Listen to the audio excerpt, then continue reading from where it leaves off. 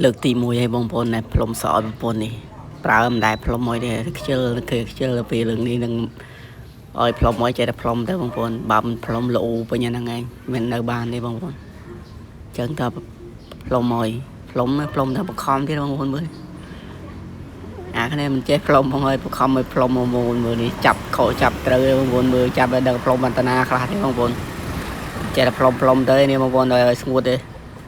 ដឹងផ្លុំណាអីអាមនុស្សមិនចេះទេផងឲ្យផ្លុំខំត្រេតនេះត្រេតនោះកាច់កកាច់អីផ្លុំសអនេះបងប្អូនមើលមុខធ្វើនេះចេះតែនេះអាគ្នាខំផ្លុំអស់ចិត្តនេះបងប្អូនចាប់ពវល់នេះពវល់នោះស្មោផ្លុំបាននេះ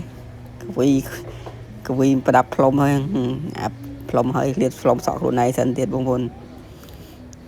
ហើយបងប្អូននេះមកមកស្ងួតនឹងខ្ជិលដែរហ្នឹងយូរ